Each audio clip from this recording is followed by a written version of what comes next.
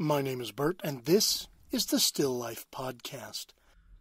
Welcome back to another episode of the Still Life Podcast. As always, I am your host, Bert. Today I have a special guest joining me on the podcast, Michael Smith, former professional soccer player and coach. Michael and I have known each other for a little while now. We've become close friends, talk constantly, and I wanted to have him on to share his story today. Michael, how are you doing? I'm okay, brother. I'm okay. Good. Thanks for joining me today. I appreciate you coming on the podcast and just being willing to open up and share your story with us. You're welcome. So Michael and I met through Emerging Vets and Players. I know I bring that up a lot on the podcast. It's a combination of combat veterans and professional athletes. Obviously, I was on the combat veteran side, and Michael played, like I said, professional soccer and coached. So today I'm going to have Michael share a little bit about his journey through professional sports and, you know, kind of some of the things that he faced and where he is now. So, Michael, tell us, starting off a little bit, how you got involved with Emerging Vets and Players.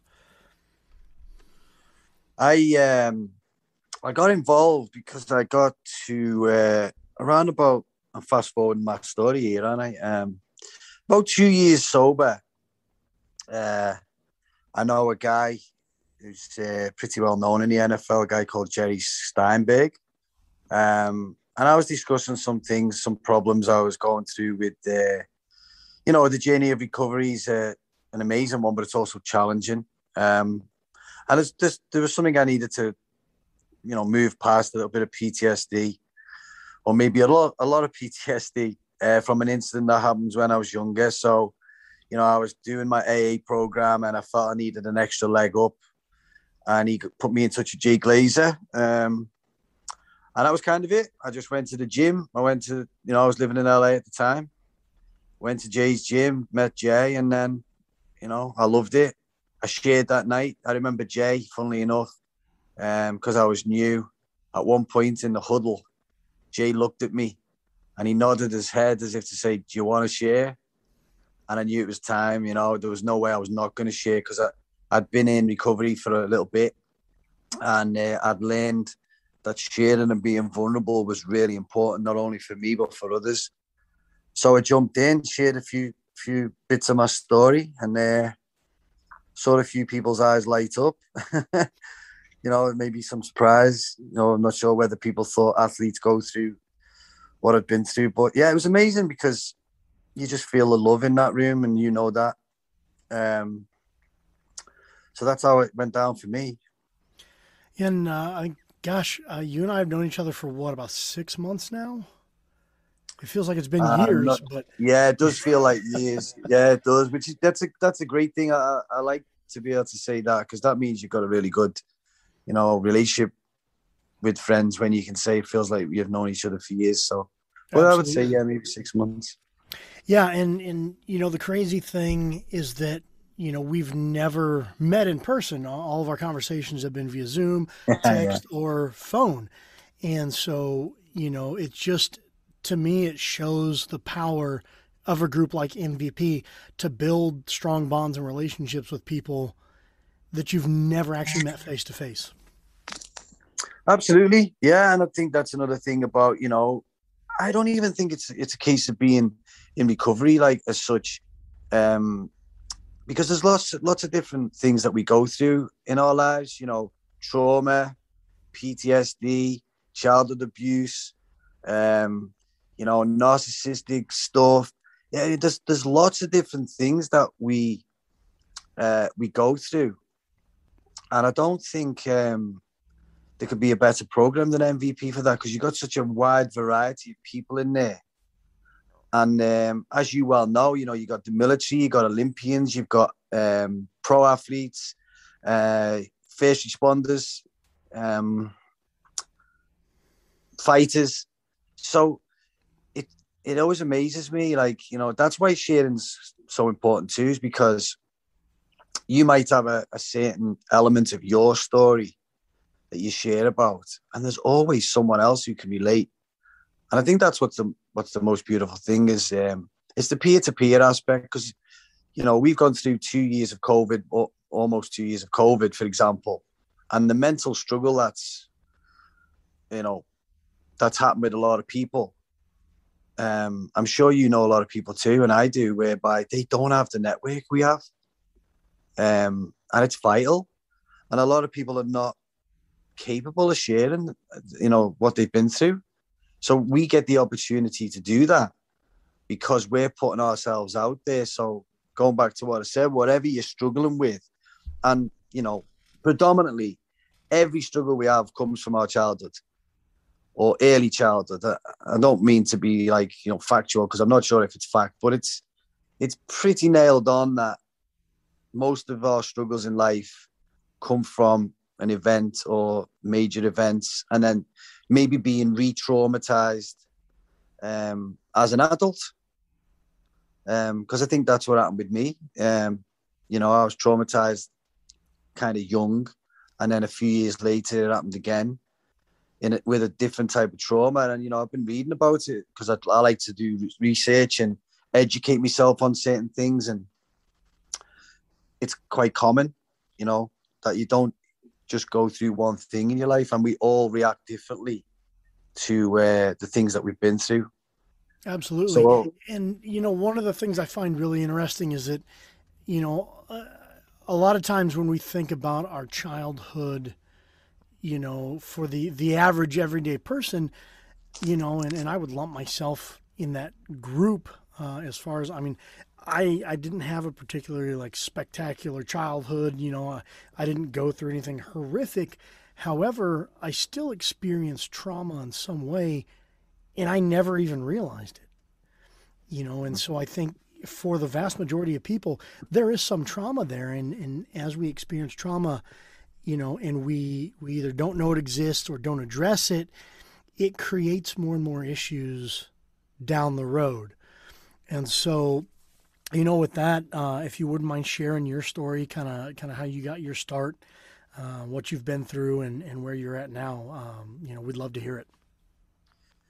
Yeah. So, I was blessed when I was younger. I was a talented soccer player, really young. I don't know how that came about. I was the only one in my family, but that's what happened. I was signed to arguably the biggest football team. I say football, I know I'm in America, but there you go. Biggest football team in the world, Liverpool, when I was about 8 years old. And then the journey started. For the people that don't know, it's quite common for especially the big teams to sign you at a young age, because if you're talented, that's just the way it is. I think that the age now is about 6 years old. They're grabbing these kids. Wow. Which is mind blowing, really. So yeah, that was kind of it. And then, I progressed to being a pro at 16. And it was phenomenal because, where I come from in England in general, that's our sport. Football is the biggest sport in the world, basically. So as an English lad growing up, that's our dream. And, I fulfilled the dream.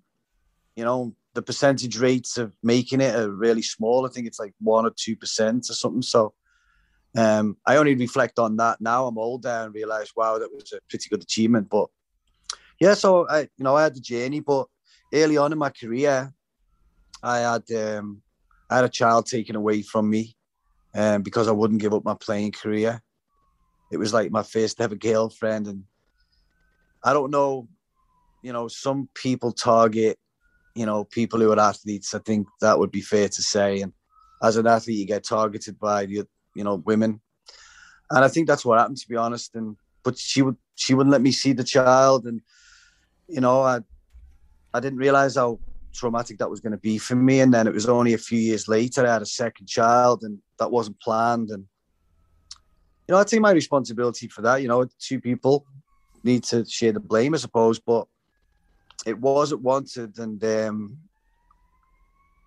I think, and I've said this a lot when I speak now, that gave me huge problems in relationships as an adult. And in the same year as well, I almost died. I was in an incident where 96 people were killed all around me. It was in a a soccer arena, and everyone got crushed to death. And my dad and I survived, and people we know didn't. And there's just dead bodies everywhere.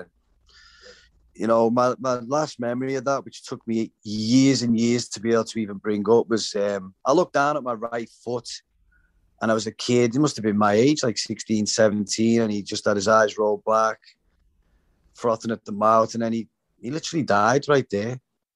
And I don't even know how to explain it. You people in the military, you've been through wars and stuff, so you can kind of definitely relate to death. But as an athlete, that's not in our mindset that we're ever going to see stuff like that. So right now, I mean that for the most part, that's something most people never have to experience. And to experience that in any capacity, I mean, to experience it once on that level in that kind of an atmosphere, I can only imagine would be traumatizing. I mean, the first time I saw death was pretty awful, and then it unfortunately became a thing I saw often, and in a way you kind of get like, I don't want to say like callous to it, but you get used to it, and it becomes a part of your routine. And it's an odd thing to say that people dying and death is a part of your routine, because it's a hard thing I think for most people to comprehend. But yeah, seeing it once and being young, I would imagine that your whole body was probably just in a state of shock. Yeah, I think that's, by the way, I think that's why I bring up the military, because I think you're right. It's not a normal thing to see. I just say the military because when you sign up for that, I think you're more susceptible to seeing it, basically. So sure. Not that it's any easier. I think that's why I made that comment. But going back to how I dealt with it, I remember, only because people told me, especially my parents, I refused therapy, because the logical thing to do is seek therapy straight away. But I think I had this attitude of, I'm a professional soccer player and I'm mentally strong, I don't need help. And I just refused it. And I was young, I was strong-willed, I was all about my career. And I didn't do anything about it, whether it was the child situation or that situation. Mm-hmm. And then, fast forward, after 16 years of playing, I went into coaching. But pretty soon after retiring, I went into a dark space. Like, I did a lot of cocaine and drinking. And I remember someone said to me, why are you doing cocaine? And my answer to this day has always stayed the same. It replaced the adrenaline of playing. That's how I saw it. Now, that makes sense. It makes a lot of sense. Yeah, because, as an athlete, and I know the military, we talk about this, don't we, all the time? There's an adrenaline aspect to what we do as for our living. And you cannot replace running out in front of thousands of people and the high that gives you. And I think that the average person doesn't understand that. We're in a very unique position. We're regular people. We come from the same background as the person who doesn't play sports. We just happen to play sports. So it's very difficult to explain to people how that is. So that was my reasoning. But I think now I know differently. That was part of it for sure. But I was masking a lot of pain and PTSD. So, I was just struggling in relationships. I was resentful. I wasn't treating people good because I didn't even love myself. I didn't even like who I was. So how could I treat, a woman well when I didn't even know how to cope with me? So, I got married and stuff, and complete disaster. A couple of relationships were just disasters, and it was all on me.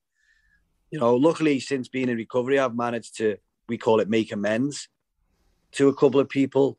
Luckily, I didn't have too many people I had to do that with, but they all took it really well. And I got nice feedback, just in terms of, like, we knew you were a good person, like, and we knew you were struggling. So that was nice, because it gets made aware that when you go into recovery, for example, people say, don't expect anything when you make your amends and say sorry, because people might tell you to go and F yourself, But luckily, it didn't happen with me. I'm grateful for that.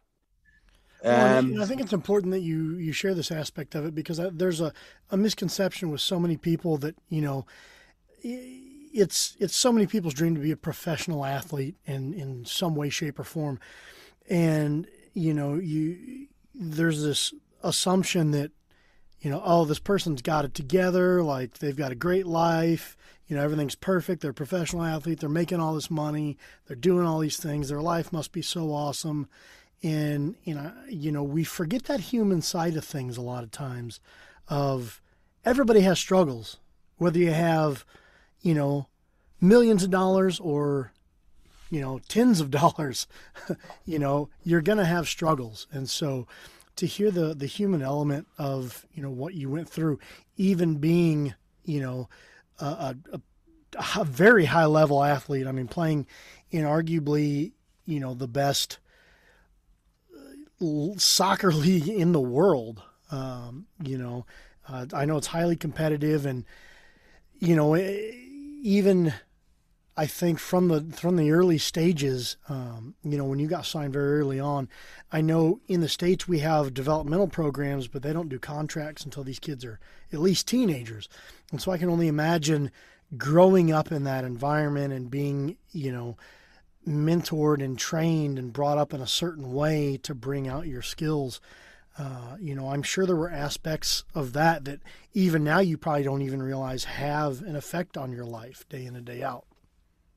oh, absolutely. I mean, structure is a big deal because, same for the military, you're structured, you know what you're doing every day, and you've got a team. That's the big one. Like, you've got a team. So that just ends, and it literally ends overnight. We know a lot of guys in the NFL too, and they're all the same. There's a lot of them are struggling because you go from one aspect where you have all this so-called, money, fame, whatever it is. I couldn't care less about that. I don't, and I still don't. I on retirement and then subsequently addiction. I know now how that all come about. So being in recovery has been the most amazing experience, but it's still challenging because you have to work at this every day, and when you've got to have the awareness when you've fallen off track. And I fell off track. I've never drank again. I'm almost 5 years sober, but sometimes we call it like you can go out. So the phrase going out, it means you drink again. So you can go out without drinking. And that's a big one. That's where the emotional state of mind comes in, the emotional sobriety. And, I fell off a little bit. And I think one of the reasons was I had a back injury a few years ago, and I was in, I just started a new relationship. And, I was really in love with this girl, not like immediately, but I just knew she was the one. But I got this back injury like after about 2 or 3 months, and it put me out for like 7 or 8 months. And that was one big occasion where I knew I was losing my way because I was in pain. I wasn't dealing with it too good. I wasn't going to my meetings in AA because I was injured. We weren't using Zoom in their recovery then. So I started to struggle, and I became irritable, and it affected me, and not only my relationship, but just people around me in general. And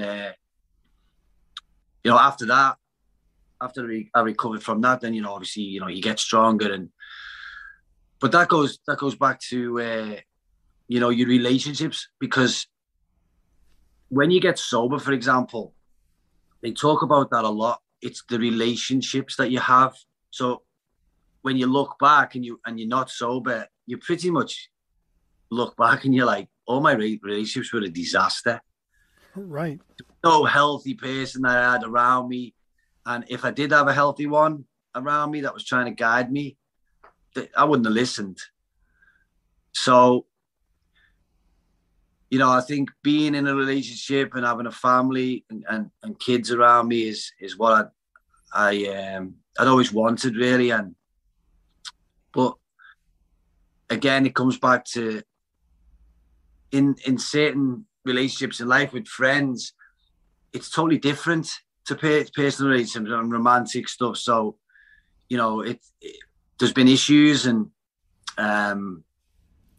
what you try and do is look within first. And that's something new, not new for me, but newer for me. Because in the past, I would have just blamed other people. And no, it's, you know, you play that blame game. But I'm a lot better now at looking within first. And, you know, at the end of the day, you know yourself, doing what we do, we can't fix people. So when we're doing our MVP program, for example, and stuff, it's all about just trying to be there for someone who's struggling. Right. Well, I know we talked a little bit about this the other day too, that when you're not well, you know, mentally, emotionally, it's very easy to gravitate towards unhealthy relationships. And you know, it's almost like when somebody that is healthy, that's trying to help or trying to give you advice, it sounds like it's irrational because everything that we're doing within ourselves is irrational, but it seems normal. And so, yeah, I mean, I've been in that same situation as well, where, you know, I'm not well, I'm in, you know, an unhealthy relationship, and, you know, somebody's like, hey, maybe this isn't a good idea. Maybe you should reconsider this aspect or this thing. And you're like, you're crazy. Like, this is perfect. Like, everything I'm doing is fine. You know? So yeah, when you're not well in those areas, it's, you know, being now, having come out of those things and being on the other side of that, you realize it doesn't make sense in any capacity, yet here we are thinking these are normal behaviors. Yeah, I agree. But here's the beautiful thing about it: no matter how far down the chain you've gone in terms of your mental health, I always have this glass half full mentality that things can change, whether it's you as an individual, because I'm proof of it. You know, I've stood the test of time in terms of, like, I wanted to die. I did not want to live anymore. And I had a desperation moment where I was seriously considering suicide. And what kept me alive was 100%, I had a vision of God and a voice over me where I was in my grave, and my parents and my sister and my kid was above me grave crying. And I'll never forget that vision. And that's when I made the change. So I'm never going to be an advocate for someone who can never change. It's just it's the willingness and courage just to have the awareness to say, I don't want to live in the past anymore. Whatever it entails, whatever you've been through, it's just being able to see it, because it's the hardest thing to do, I suppose, but it's the most rewarding, because, you know, as you know, it's whether it's a business that can be brought back from the depths of despair back to life, or it's a personal relationship that's gone south and like ended or close to ending, it can be brought back to life. And all we can do is look after ourselves. And, you know, like we do in our program with MVP, and like what I'm looking to do to build, you know, a project now for treatment for you know, sports people and military people and stuff. And it's just be there and show them the way. And you know, I remember when I was getting sober, for example, I was concerned about, how's anyone going to know I'm doing better and stuff. And my sponsor in there at the time said to me, just focus on you and you'll see the results. And what he meant by that, eventually what I saw by that was, it was like people were joining me on the journey, because I had people reach out to me. And I'm just a regular guy, but it was amazing to me, like people who were following me from me past, or you know, people who had got to know or whatever, and they were inspired by what I was doing. And I didn't think I was doing anything special. I was just trying to stay well, just trying to like get through the day some days, but then it gets easier, obviously.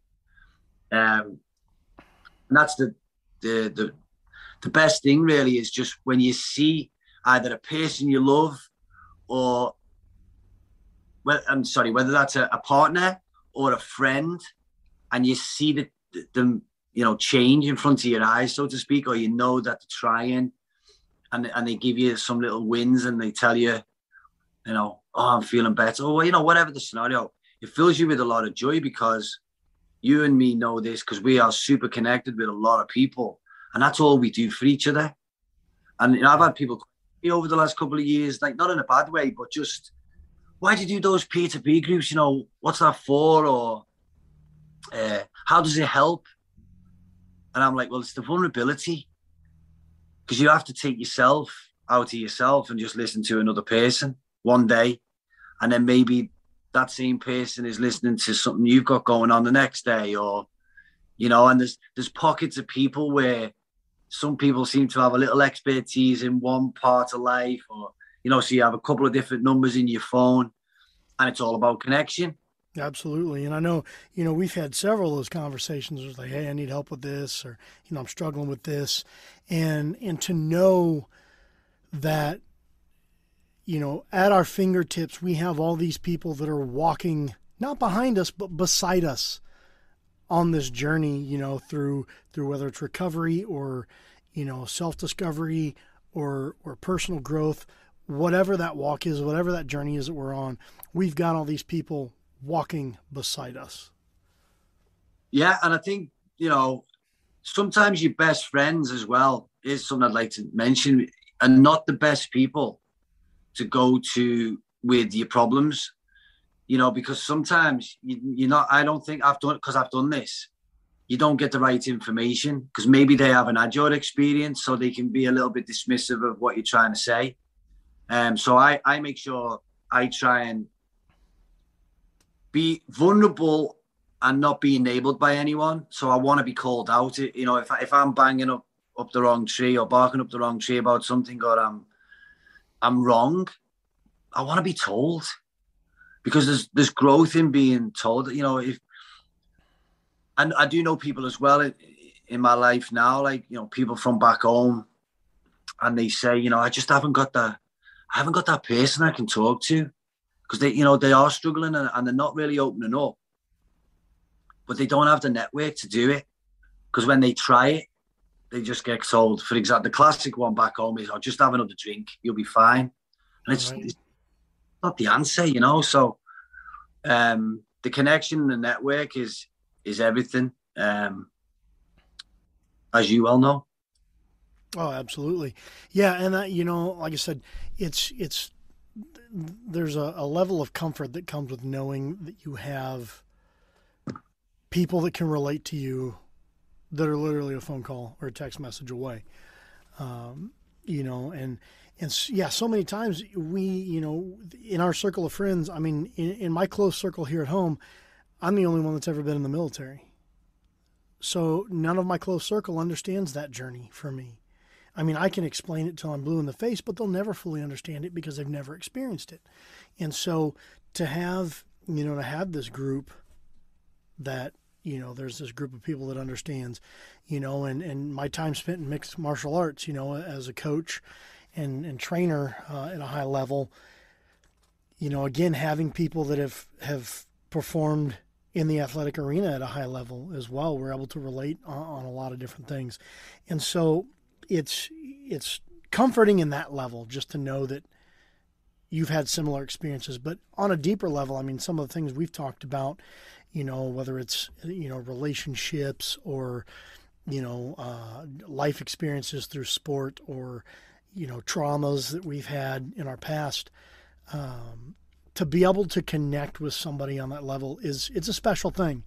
And unfortunately, it's not something that a lot of people just have access to.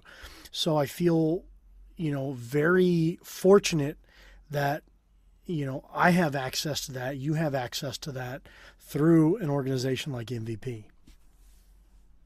Yeah, exactly. And, that's the only thing we can do, is stay connected. And like I said before, if you're struggling, you've just got to, speak up. And be prepared to be vulnerable because, in AA, for example, I got told really early on, you've got to move on from the past, and resentment's a killers.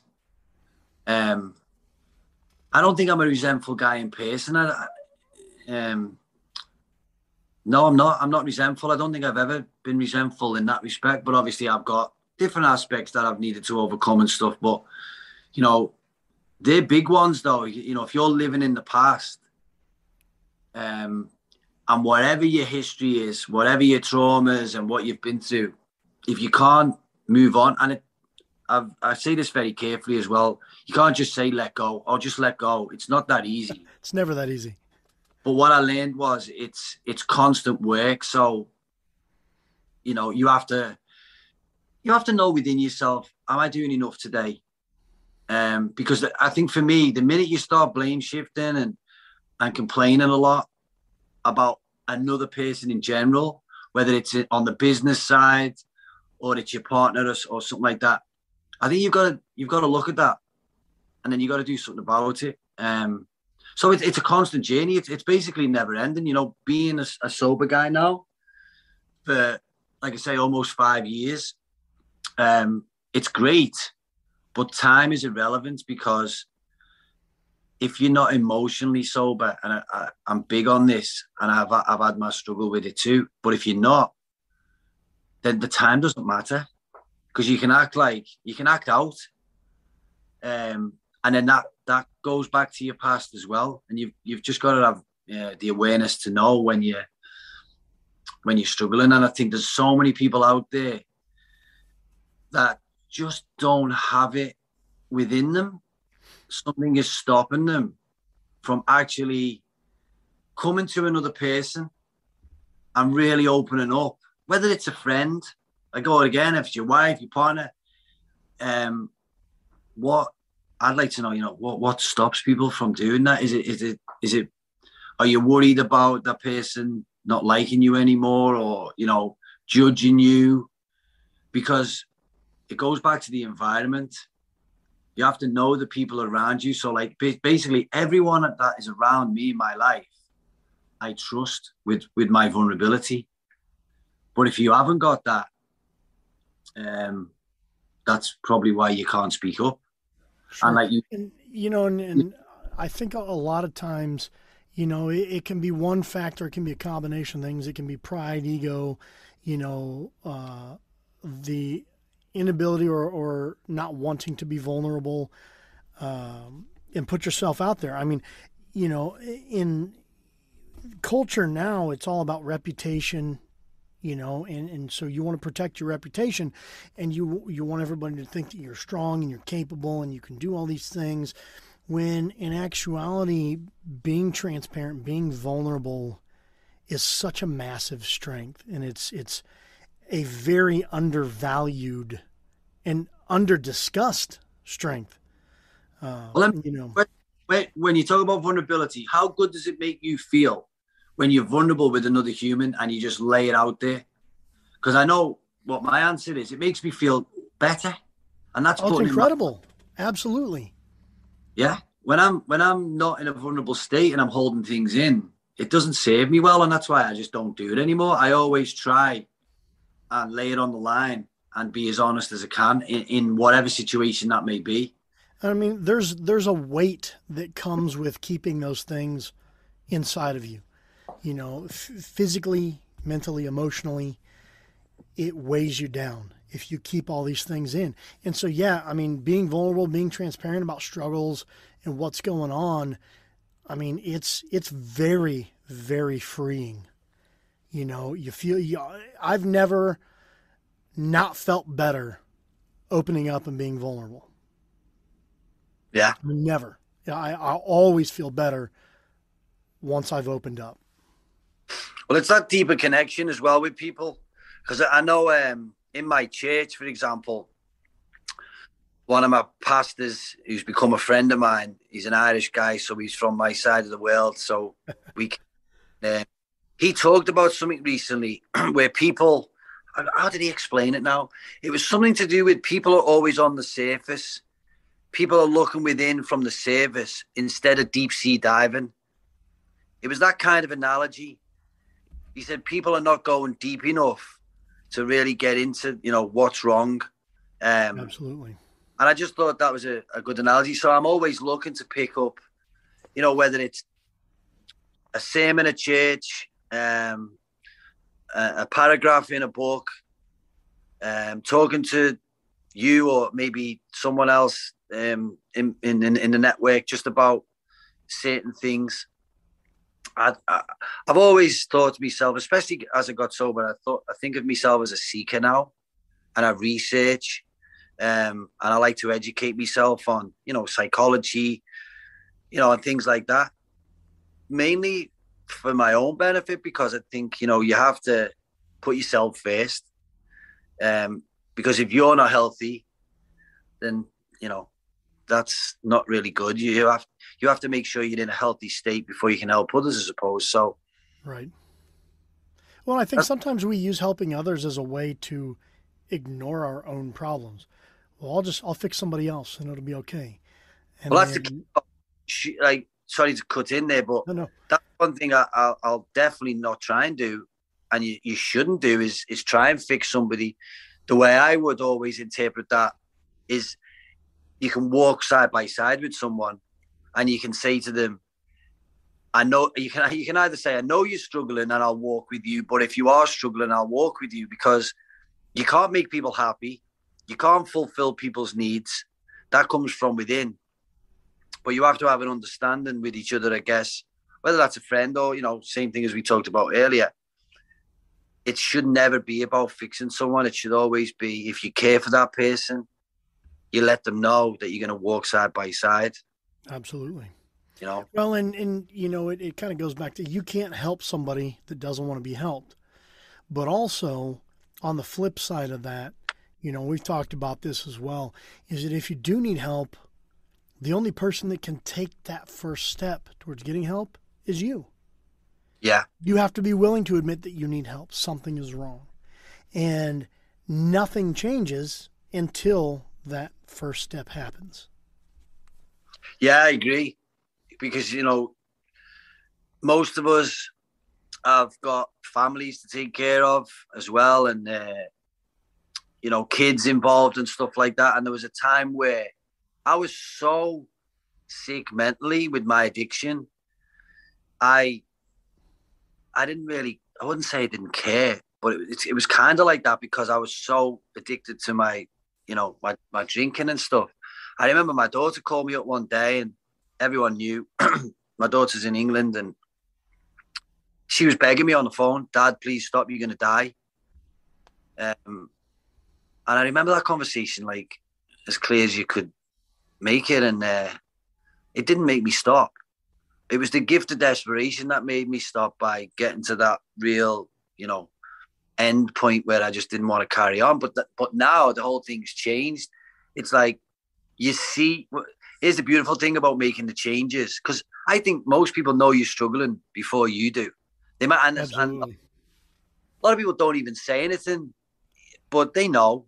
But then when you make that change, and you make, positive changes, and you grow, then you watch how many people are gonna, come to you and say how proud they are. And it's not like we're looking for a pat on the back, but it happens.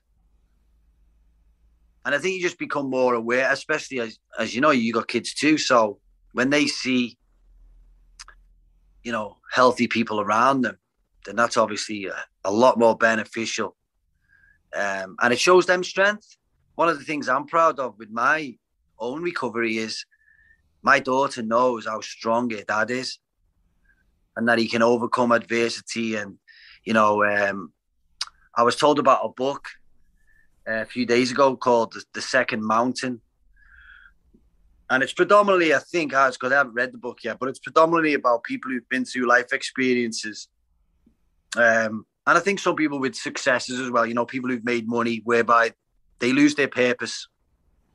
So they've had a good life up until, 40, 50 years old. And then this is about the second mountain. What am I going to do next? And I feel that inside. I think that's a major reason why when I got sober, I was coaching and stuff. And I took a calculated risk. So for the last 2.5 years, I've been intent. I'm really passionate about, building something for everyone, not just me, in terms of, treatment for people and stuff. And it's been really difficult because the process of that is a lot of stress and anxiety, self-doubt. Am I capable of pulling this off? But, we're pretty much at the end goal now, and I'm feeling a sense of pride of that because I think you mentioned it. If nothing changes, nothing changes. And I knew I wanted change. I'd got stuck. I didn't want to be a coach anymore. I wanted to step out of the box and say, okay, you were a pro athlete, then you're a pro coach. That's the kind of the natural progression when you're finished. Right. But I need to test me. But it's been a massive challenge, and it's put me in a position where I've risked a lot to get where I want to go. But I read about people who've done this type of thing, and what comforts me is everyone goes through the same emotion. The people who've made changes in their lives and look to build businesses or whatever they're looking to do as their change, they all say the same thing. So, having the support of your loved ones is great, and the encouragement that you get from your friends too, and it's nice. It's nice. It just goes back to that purpose. What's my purpose now? And I think I found it because that was the big struggle. I couldn't find the purpose. I didn't know. I was lost, and it drove me crazy.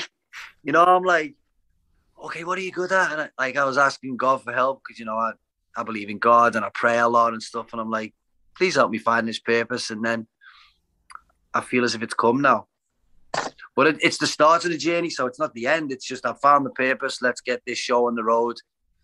Oh, yeah. And getting to the point where you're at with it, it's, the first phase is near the end. But that first phase is, it's basically the introduction to the story. Yeah. And so the story's about to start. And so, I know from what you told me, I'm beyond ecstatic, for what's getting ready to happen.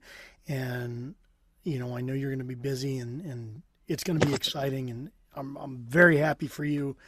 And I'm happy that I'm able to be on this journey with you.